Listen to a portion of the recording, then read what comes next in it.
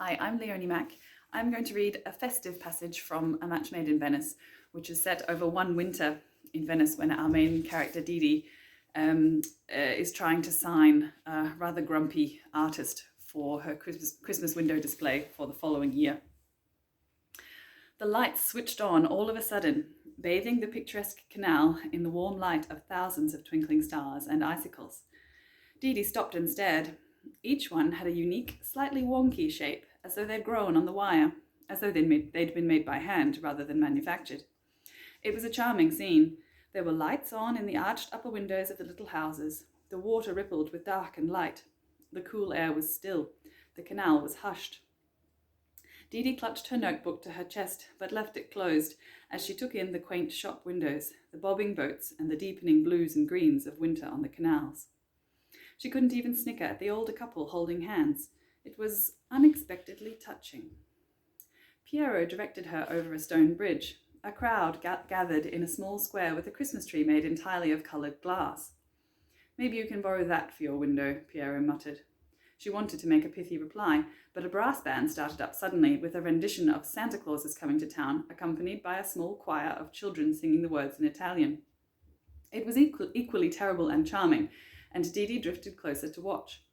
Around her, friends shared kisses on the cheek and smiles as the sky darkened and the lights transformed the ancient square into a cosy Christmas gathering. Piero hung back with his arms crossed, and she left him there to be grumpy when a cheer went up. She strained to peer along the canal, where she saw a small boat making its way towards them, decked in pine fronds and bows and covered in lights. The bishop's hat confused Didi for a moment, but the red cape and white beard gave him away, and she grinned as St. Nicholas made his way to the shore, pushing his little boat with a long oar like a gondolier.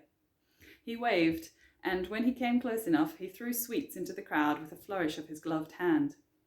A brightly lit barge followed behind St. Nick's boat, with two men in nostalgic costumes on board. A dull roar came from a furnace at the back of the boat, and with a creak, one of the men opened the door with a pole, revealing an orange glow. With the flourish of a magician, the second man retrieved a glob of glowing glass from the furnace and transformed it into a perfect little bauble, using only his own breath and the rolling movements of his pipe. With a light tap, the piece broke off the pole into the assistant's mitt. He held it up to cheers in the crowd.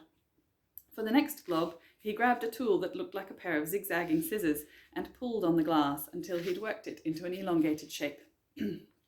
A few trips to the furnace later, and he'd made a horse ornament, complete with a little ring to hang it on a Christmas tree.